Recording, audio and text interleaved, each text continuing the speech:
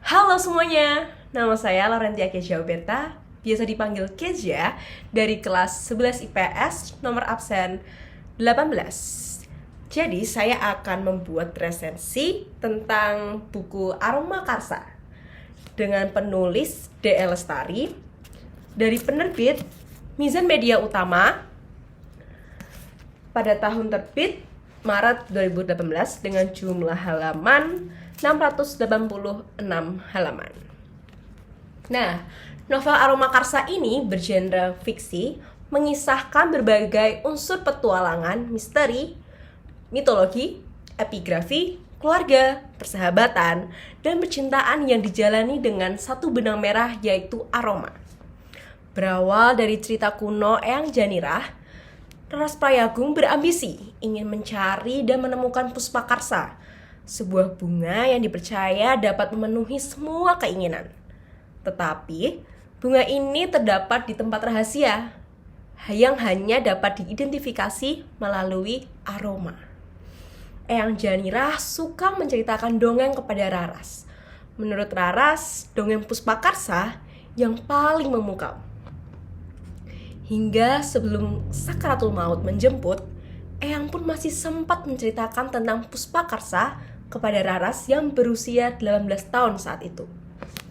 Awalnya, Raras tidak percaya pada cerita Puspakarsa.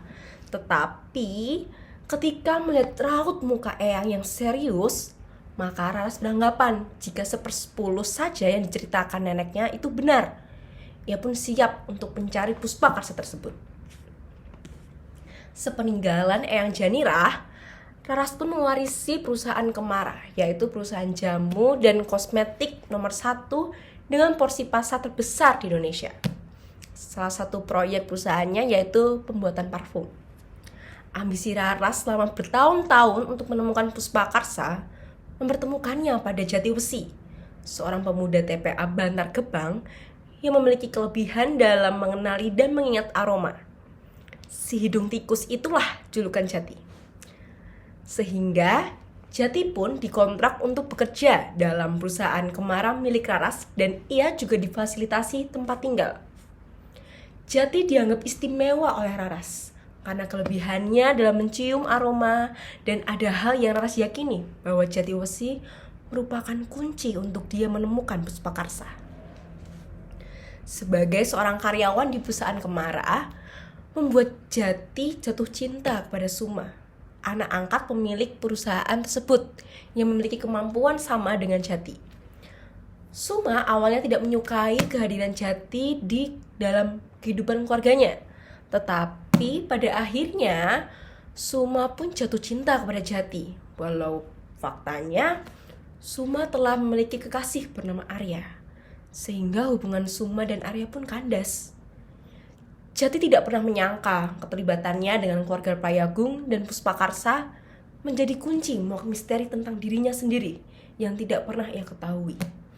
Ternyata, Jati dan Suma telah disatukan oleh takdir dan fakta bahwa Puspakarsa bukan bunga sembarangan.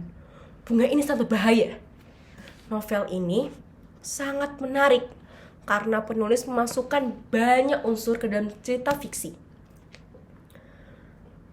Sangat berbeda dengan cerita fiksi pada umumnya, penulis sangatlah kreatif karena cerita ini berhubungan dengan indera penciuman. Selain itu, novel ini juga mengandung budaya, terutama kebudayaan Jawa, yang mana terdapat beberapa bahasa Jawa kuno di dalamnya. Karena novel ini bergenre fiksi, maka penggambaran cerita banyak menggunakan penempatan tempat yang sangat beresiko. Sehingga pembaca menjadi bingung dalam memahami latar tempat cerita tersebut. Oleh karena itu, dibutuhkan pemahaman dan konsentrasi tinggi untuk para pembacanya.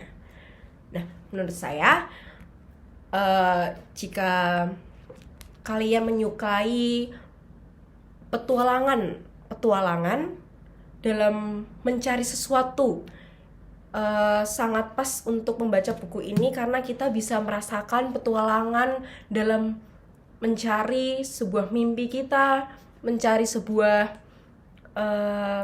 barang-barang yang sangat kuno gitu.